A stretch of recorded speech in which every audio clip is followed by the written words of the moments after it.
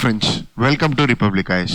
So, in this video, we will discuss the editorials of 9/11 and இன்னைக்கு வந்திருக்கிற important articles அப்படின்னு சொல்லிட்டு பாத்தீங்கன்னா த இந்துலேருந்து ஒரே ஒரு ஆர்டிகல் தாங்க இம்பார்ட்டன்ட் அண்ட் அது கூட என்னன்னா vital cog in Bongaigaon response to malnutrition. So அசாம்ல இருக்கிற ஒரு டிஸ்ட்ரிக்ட் தான் பொங்கைகாவ், சரியா? அங்க வந்து ப்ராஜெக்ட் சம்பூர்ணா அப்படின்னு சொல்லிட்டு லான்ச் பண்ணிருக்காங்க to tackle mall nutrition. So இது ஒரு கேஸ் ஸ்டடியாக எடுத்து நம்ம டிஸ்கஸ் பண்ணலாம், சரிங்களா? ஸோ உங்க ஆன்சர் ரைட்டிங்ல யூஸ்ஃபுல்லாக இருக்கும். அண்ட் மற்றபடி வேற ஏதாவது ஆர்டிகல் அவசியமா அப்படின்னு சொல்லிட்டு பாத்தீங்கன்னா வேற எதுவுமே அவசியம் இல்லை, சரிங்களா? And there are articles with respect to COVID-19. என்ன சொல்ல வராங்கன்னா, லைக் சிங்கப்பூரோடைய கேஸ் ஸ்டடி எடுத்து, அதாவது டேட்டா பாயிண்ட்ல என்ன சொல்றாங்கன்னா, சிங்கப்பூர்ல பாத்தீங்கன்னா யார் யாரெல்லாம் ஃபுல்லி வேக்சினேட்டடாக இருக்கிறாங்களோ அவங்களுக்கு வந்து ஐசியூ கேரும் ஆக்சிஜனும் தேவைப்படல. அண்ட் அதே மாதிரி இந்த ஆர்டிகல்ல தட் இஸ் ஆப்டிமைசிங் தி ஃபால்னு சொல்லிட்டு ஒரு ஆர்டிகல் வந்திருக்கு. அந்த ஆர்டிகல்ல என்ன சொல்றாங்கன்னா, இந்தியால வந்து 2 doses ஆஃப் வேக்சினேஷன் வந்து 25% ஆஃப் தி பாப்புலேஷனுக்கு போட்டிருக்காங்களாமா.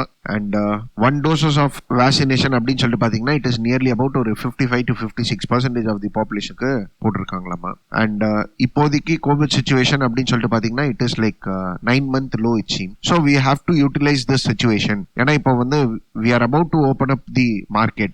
So schools open ஆயிடுச்சு, market has opened, tourism places open ஆயிடுச்சு. So we have to optimize the situation and we have to vaccinate all அப்படின்னு சொல்லிட்டு பேசுறது தான் இந்த ஆர்டிகல். ஸோ ஒரு ஜெனரலைஸ்டான ஆர்டிகல் தான், அவசியம் இல்லை. மற்றபடி எந்த ஆர்டிகலுமே அவசியம் இல்லைங்க, சரிங்களா? So what will do is like will go through one article from Indian Express with respect to nuclear submarine, சரிங்களா? ஸோ இந்தியாவுடைய நியூக்ளியர் ஸ்ட்ரென்த்தை பேஸ் பண்ணி வந்திருக்கிற article will discuss that especially with respect to submarine, சரிங்களா? அண்ட் அதே மாதிரி will assert monetisation work அப்படின்னு சொல்லிட்டு ஒரு ஆர்டிகல் வந்திருக்கு, that is from business line. So இதையும் நம்ம டிஸ்கஸ் பண்ணலாம். உங்க மெயின்ஸ் ஆன்சர்ஸ் எழுதுறதுக்கு ரொம்ப யூஸ்ஃபுல்லாக இருக்கும். Fine. Anyway, coming to the first article, a vital cog in Bongaigaon's response to malnutrition, சரிங்களா? So friends, ஆர்டிகல் போறதுக்கு முன்னாடி we'll look at the background. So இப்போ what is malnutrition? So malnutrition என்ன? So எக்ஸாம்ல இப்படி கேட்டாங்கன்னா என்ன எழுதுவீங்க? See, it is very simple. malnutrition ஒன்னும் இல்லைங்க, it refers to deficiency in nutrition. அப்படி இல்லையா, it refers to imbalances in nutrition. Fine. So இப்போ இந்த malnutrition it has two conditions. First one is like undernutrition and the other one is like overweight.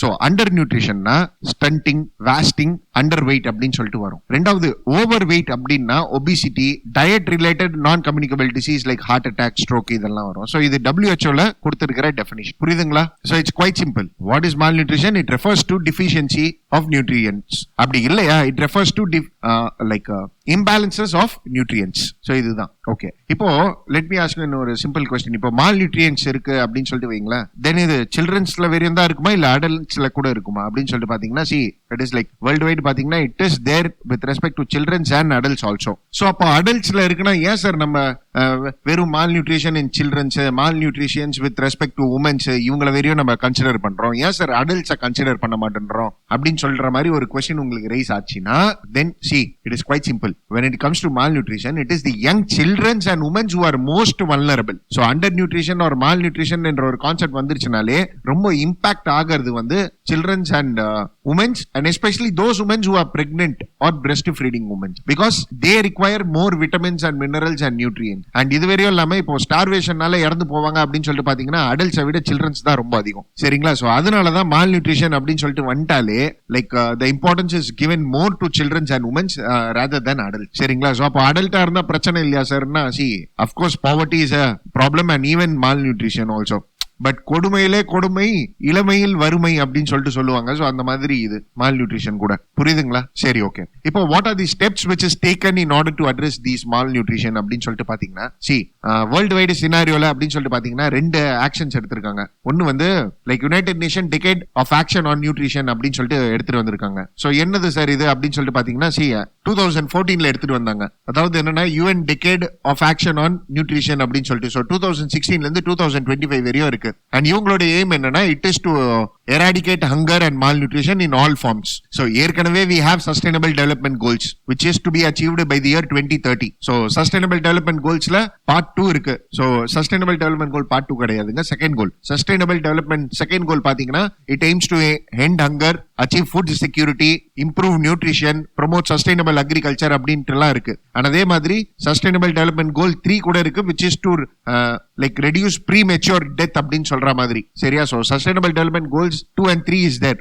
Already. இப்போ இது வந்து அதுக்கு கொஞ்சம் பெனிஃபிட்டாக இருக்கும். That is UN Decade for Action on Nutrition அப்படின்னு சொல்லிட்டு, which is bought in the year 2014, but அந்த டெக்கேட் அப்படின்னு சொல்லிட்டு பாத்தீங்கன்னா 16ல இருந்து 25. சரிங்களா? சோ இந்த இமேஜ் பாத்தீங்கன்னா உங்களுக்கு புரிஞ்சிடும். சரி, ஃபர்ஸ்ட் இது. ரெண்டாவது என்னது சார் அப்படின்னு சொல்லிட்டு பாத்தீங்கன்னா WHO ஒரு டார்கெட்ஸ் எடுத்துட்டு வந்திருக்குங்க. அதாவது என்னன்னா குளோபல் டார்கெட்ஸ் 2025 அப்படின்னு சொல்லிட்டு, அதாவது குளோபல் நியூட்ரியன்ஸ் டார்கெட்ஸ் 2025 அப்படின்னு சொல்லிட்டு WHO எடுத்துட்டு வந்திருக்காங்க. So what are the targets அப்படின்னு சொல்லிட்டு பாத்தீங்கன்னா, இந்த இமேஜ் கொடுத்துருப்போம் பாருங்க. இந்த 6 டார்கெட், அதாவது என்னன்னா stunting, anaemia, low birth weight, childhood over weight, breast feeding and wasting. So இப்போ நம்ம பார்த்திருப்போம் ஸ்டண்டிங், வாஸ்டிங், இது எல்லாமே வந்து ரிசல்ட்ஸ் ஆஃப் மால் நியூட்ரிஷன் அப்படின்னு சொல்லிட்டு. சோ இது எல்லாமே வந்து அட்ரஸ் பண்ணணும் அப்படின்னு சொல்லிட்டு சொல்லியிருக்காங்க. இதுக்கும் பர்சன்டேஜ் எல்லாம் கொடுத்திருக்காங்க. 40% ரிடக்ஷன்.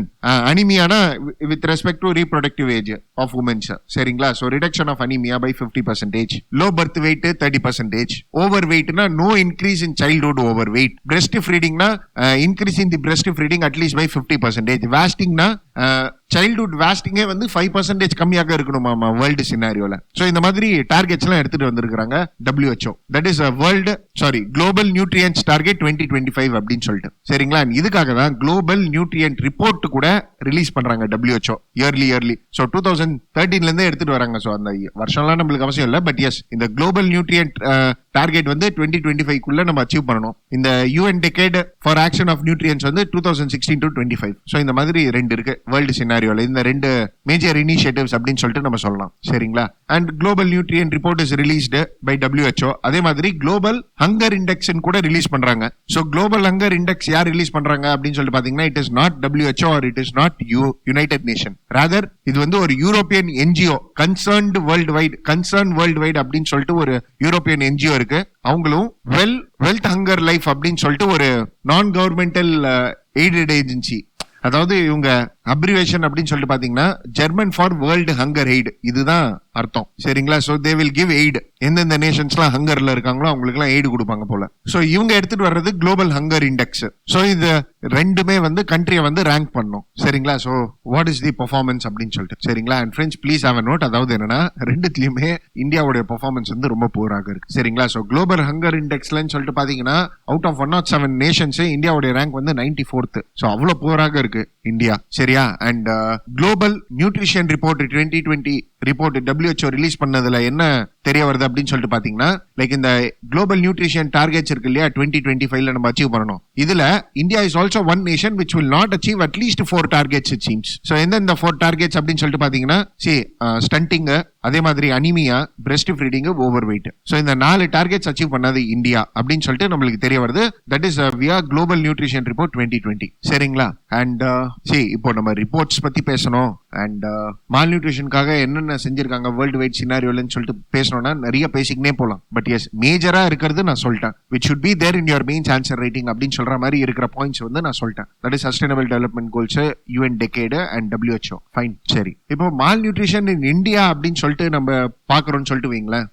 இந்தியால பாத்தீங்கன்னா India has like nearly about 1/3 of world malnourished child. So கிட்டத்தட்ட 9.25 lakhs malnourished childrens are there in India அப்படின்னு சொல்லிட்டு நம்ம சொல்லலாம். 1/3 of the world. So what are the causes அப்படின்னு சொல்லிட்டு பாத்தீங்கன்னா, காசஸ் வந்து நீங்க ஈஸியாக எழுதிடலாம். ஃபர்ஸ்ட் வந்து ரூரல் அன்எம்ப்ளாய்மெண்ட், அதே மாதிரி வந்து public distribution system, low income of the people, poverty, அதே மாதிரி வந்து அக்ரிகல்ச்சரல் அவுட்புட், இந்த மாதிரின்னு சொல்லிட்டு நம்ம எழுதலாம். சரிங்களா? அண்ட் மால் நரிஷ்மெண்ட்ஸ்க்காக நிறைய ரீசன்ஸ் இருக்கு. Even mind set of the people is also one of the reason. மால் நரிஷ்மெண்ட்காக இதுதான் ரீசன் அப்படின்னு சொல்லிட்டு ஒரு பர்டிகுலர் ஏரியாக்குன்னு சொல்லிட்டு நம்ம சொல்ல முடியாது. நிறைய ரீசன்ஸ் இருக்கு. ஒரு ஏரியாலையும் ஒரு ரீசன்ஸ் இருக்கு. ஒரு ரீஜன்ல வந்து பப்ளிக் டிஸ்ட்ரிபியூஷன் சிஸ்டம் ஒழுங்காக இருக்காது. இப்போ ஃபார் இன்ஸ்டன்ஸ் தமிழ்நாடுல மால் நரிஷ்மெண்ட் இருக்குன்னு சொல்லிட்டு வச்சுக்கோங்களேன்.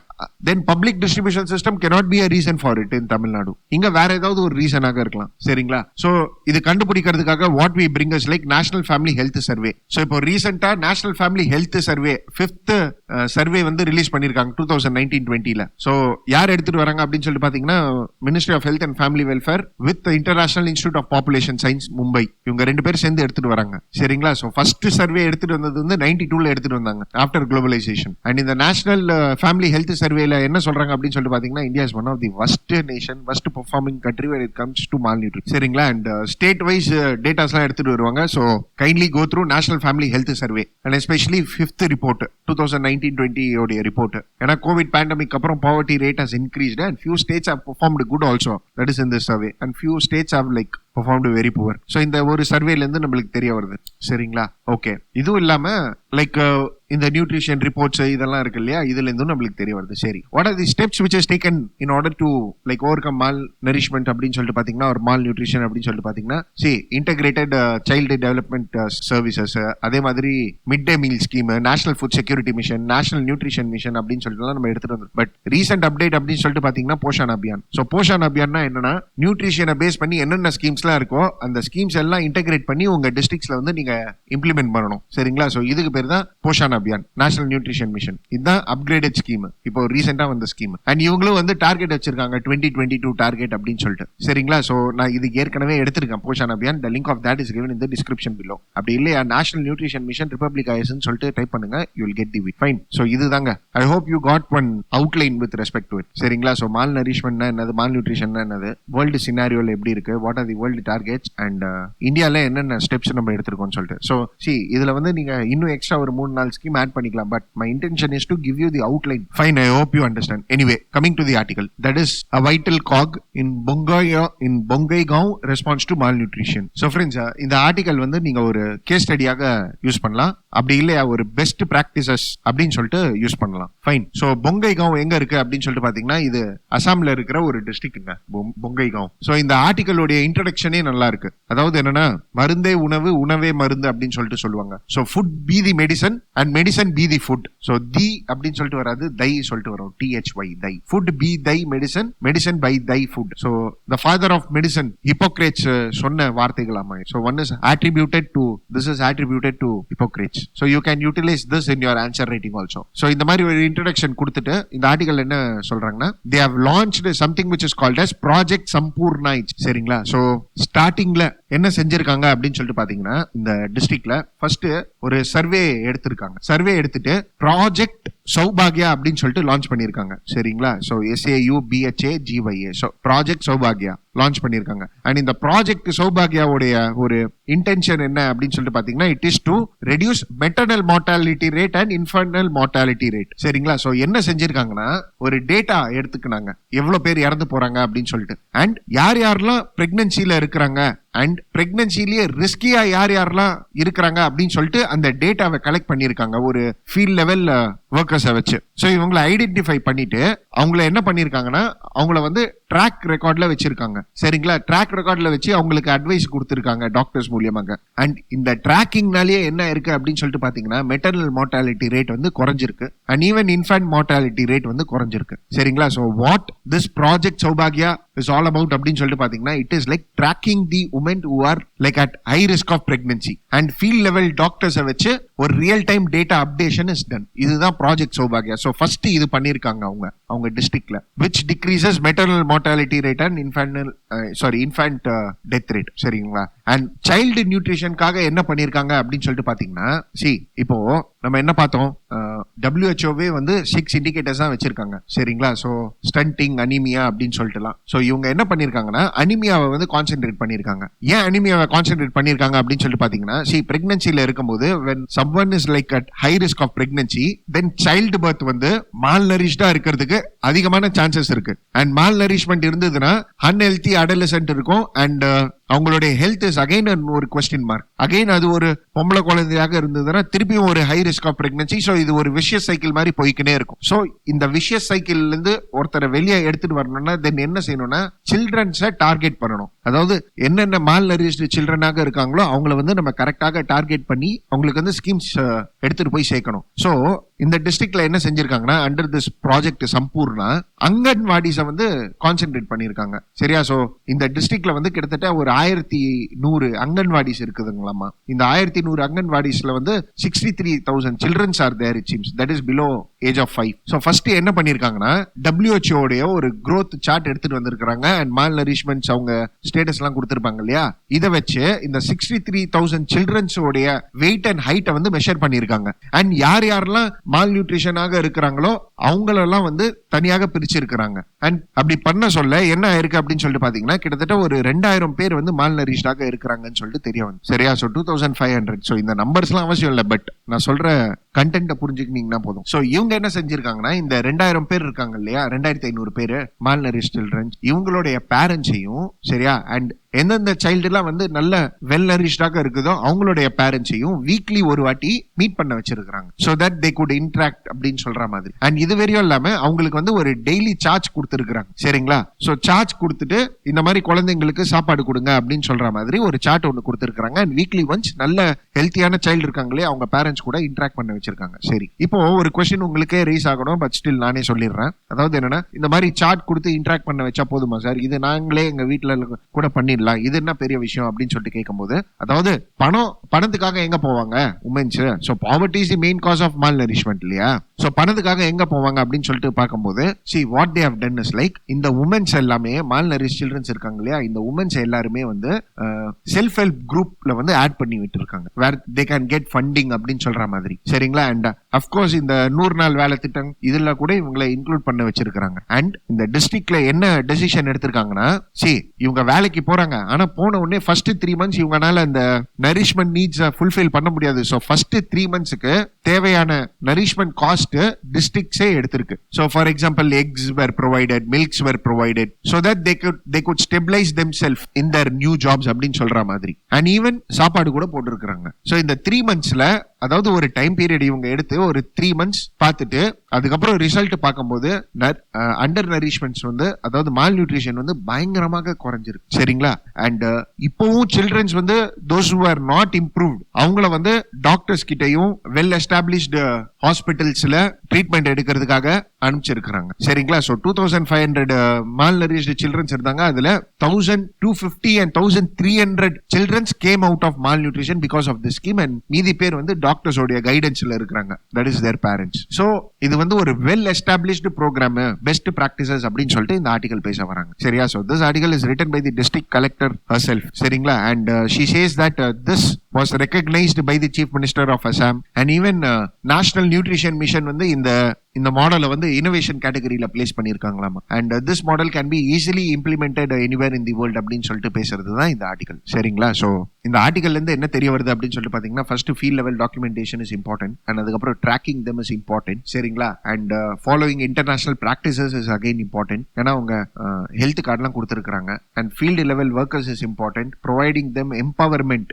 Financial empowerment is important. So இந்த விஷயங்கள் எல்லாமே வந்து பண்ணிருக்காங்க. புரியுதுங்களா? சோ பொங்கைகாவ் டிஸ்ட்ரிக்ட் இன் அசாம்ல வந்து மால் நரிஷ்மெண்ட் கம்மி பண்ணிருக்காங்க. So this article is about this and what I want you to do is like please go through this article. And இந்த மால் நரிஷ்மெண்ட் இஷ்யூவை வந்து ஒரு 3 to 4 sites நீங்க A4 சைஸ் பேப்பர்ஸ்லயே வந்து எழுதி வச்சுக்கலாம். சரிங்களா? சோ மால் நரிஷ்மெண்ட்னா என்ன, what are the global targets, சரிங்களா? And WHO website. அண்ட் உங்களுக்கு ஏதாவது டவுட் இருந்ததுன்னா kindly ask in the Telegram group, I will try to respond. சரிங்களா? So kindly ask in group, not individually please. சரிங்களா? So complete this topic now itself. அவ்வளவுதான், simple as that. Fine. So பிரிலிம்ஸ்லயும் question கேட்பாங்க, இத base பண்ணி மெயின்ஸ்லயும் question கேட்பாங்க, ஒரு holistic knowledge உங்களுக்கு கிடைக்கும். சரிங்களா? Anyway moving forward, will asset monetization work? So business லைன்ல இருந்து எடுத்த ஆர்டிகல் இது. சரிங்களா? சோ ஜிஎஸ் பேப்பர் 3 மெயின்ஸ்ல கேட்கறதுக்கான வாய்ப்புகள் இருக்கு. சரிங்களா? சோ உங்களுக்கு ஸ்டார்டிங்ல what do you mean by asset monetisation, asset monetisation என்னன்னு சொல்லிட்டு தெரியணும். See friends, simple. இப்போ ஒரு பப்ளிக் அசெட் இருக்கு. சோ பப்ளிக் அசெட்னா ட்ரெயின்னு சொல்லிட்டு வச்சுக்கோங்களேன், பஸ்ஸஸ் அப்படின்னு சொல்லிட்டு வச்சுக்கோங்களேன்.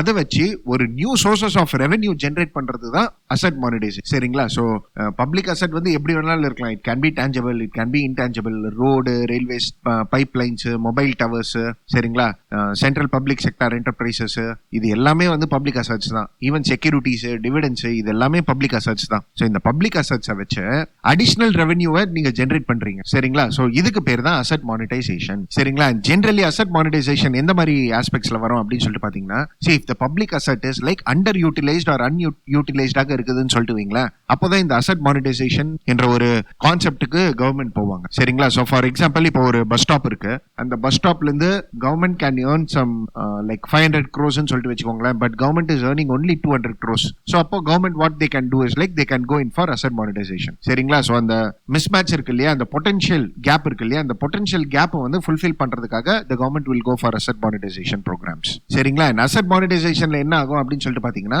Like first private sector will come in சரிங்களா. அண்ட் செகண்ட், இப்போ கவர்மெண்டோட அசட் வந்து கவர்மெண்ட் கைவிட்டு போயிடுமா அப்படின்னு சொல்லிட்டு பாத்தீங்கன்னா, கவர்மெண்ட் கைவிட்டு போவாது. எஸ்பெஷலி இன் இந்தியா கவர்மெண்ட் கைவிட்டு போவாது. the government will not sell the asset. It will just take steps in such a way that healthy returns will come அப்படின்னு சொல்ற மாதிரி புரியுதுங்களா. சோ ஒரு நல்ல ரிட்டர்ன்ஸ் வர்றதுக்காக மானிட்டைஸ் பண்றாங்க. சோ இதுக்கு பேர் தான் அசட் மானிட்டைசேஷன். சரி ஓகே, இப்போ கவர்மெண்ட் என்ன பண்ணிருக்காங்க அப்படின்னு சொல்லிட்டு பாத்தீங்கன்னா, ரீசெண்டா இந்த பட்ஜெட்ல you should have known this, government has bought in something which is called as a national monetization pipeline. So what is this national monetization pipeline அப்படின்னு சொல்லிட்டு பாத்தீங்கன்னா, என்ன சொல்லிருக்காங்கன்னா, சென்ட்ரல் கவர்மெண்ட் அசட்ஸையும் PSUஸையும் நாங்க வந்து மானிட்டைஸ் பண்ண போறோம் சரிங்களா. அண்ட் மானிட்டைஸ் பண்ணிட்டு இதுல நாங்க 6 லட்சம் கோடி எடுத்துட்டு வர போறோம் அப்படின்னு சொல்லிட்டு கவர்மெண்ட் சொல்லிருக்காங்க. இதுக்கு டைம் ஃப்ரேம் வேற கொடுத்திருக்காங்க. தட் இஸ் 2025 உள்ள 2022ல இருந்து 2025 உள்ள இதை நாங்க பண்ணிடுவோம் அப்படின்னு சொல்லிட்டு. சோ இங்க மானிட்டைசேஷன்னா like it is not the transfer of ownership, rather it is the transfer of rights plus added to it இது வந்து பிரவுன் ஃபீல்ட் இன்வெஸ்ட்மெண்ட்ஸ் ஆக இருக்கும். சோ பிரவுன் ஃபீல்ட் இன்வெஸ்ட்மெண்ட்னா என்னன்னா, ப்ரீ எக்ஸிஸ்டிங் ஃபெசிலிட்டியில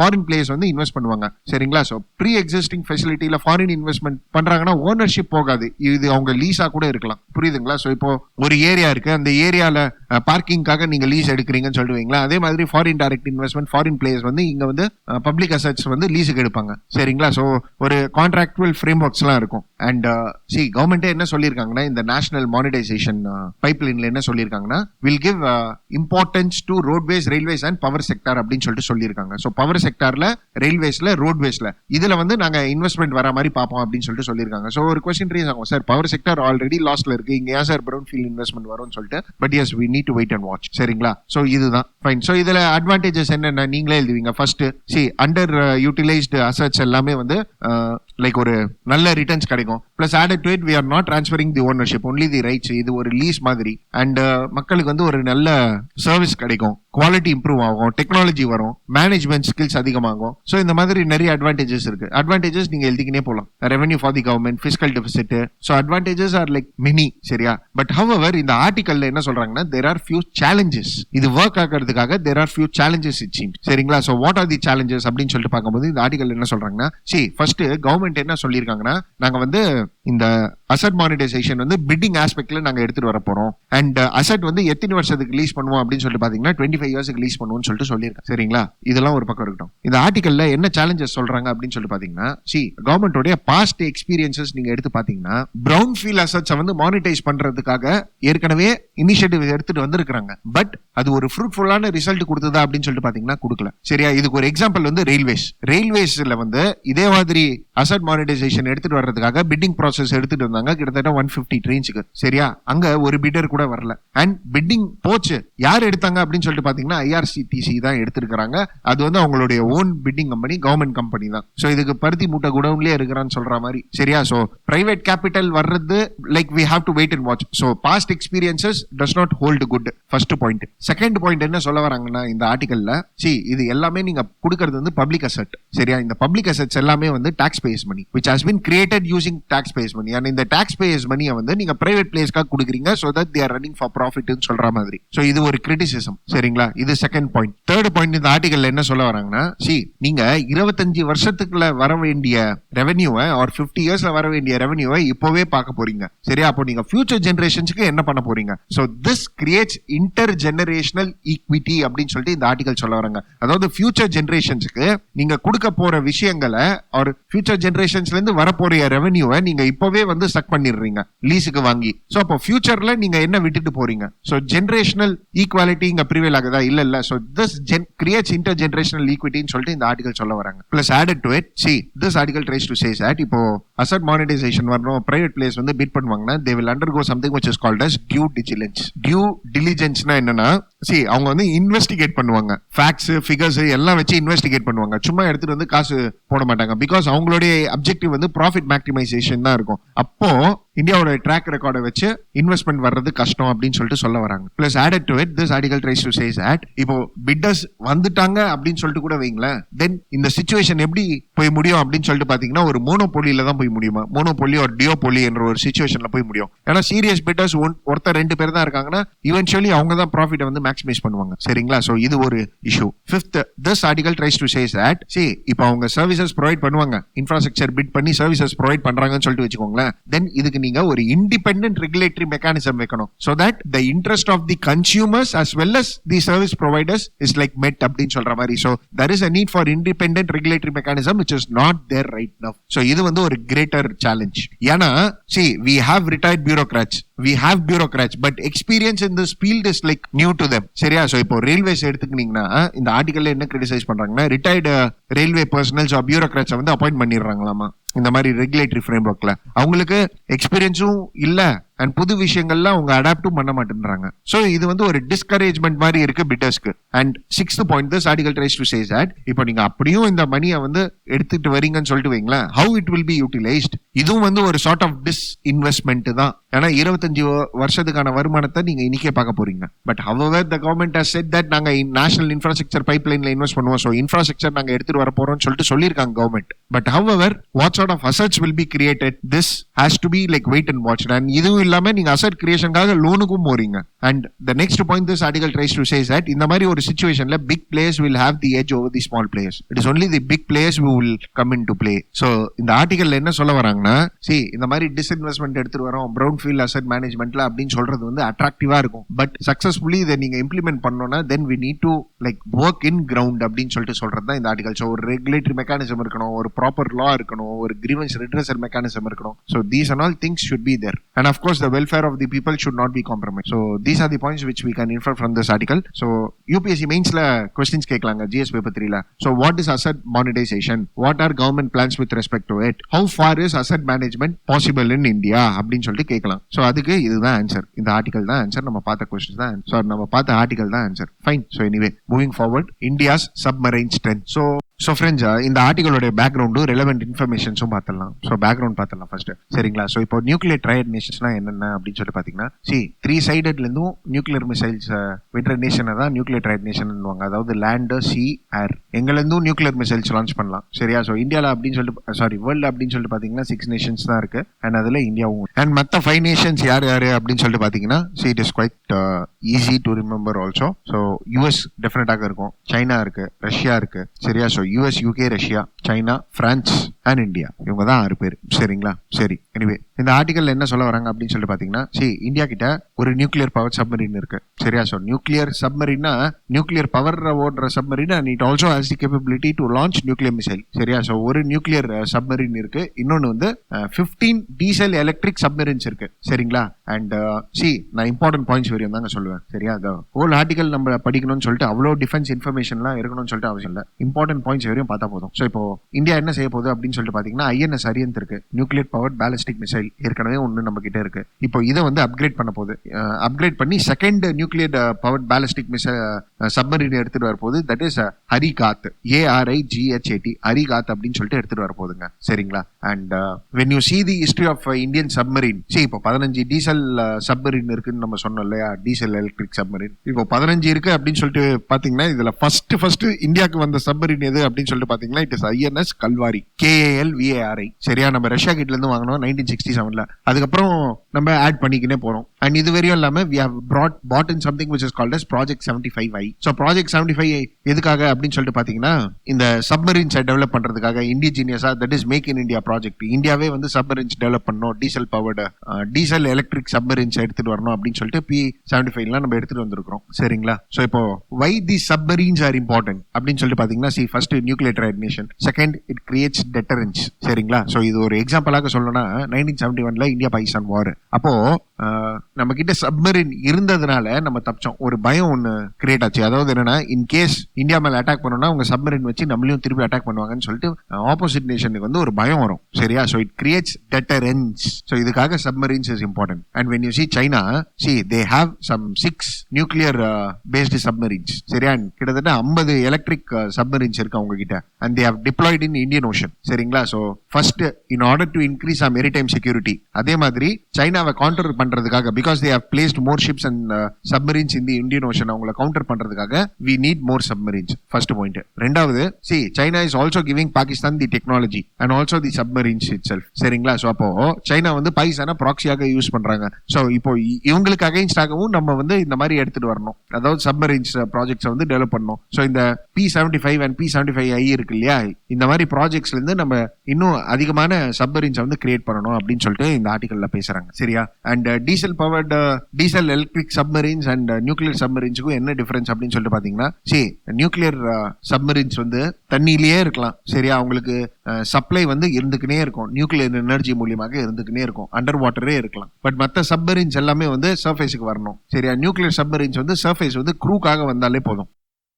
புரியுதுங்களா? Anyway so these are the points which we can infer. அதாவது இம்பார்ட்டன்டான points. And S ஒரே ஒரு வாட்டி கோத்ரூ பண்ணுங்க ஆர்டிகலை. சரிங்களா? ஸோ டிஃபென்ஸ் ரிலேட்டடா அவ்வளோ இன்டீப்பாக கொஸ்டின்ஸ்லாம் கேட்க மாட்டாங்க. பட் எஸ் நான் சொன்ன பாயிண்ட்ஸ் ரெலவெண்டான பாயிண்ட்ஸ் தெரிஞ்சுக்கிட்டீங்கன்னா fine. So that's it with respect to this article guys, and that's it for today. Thank you for watching.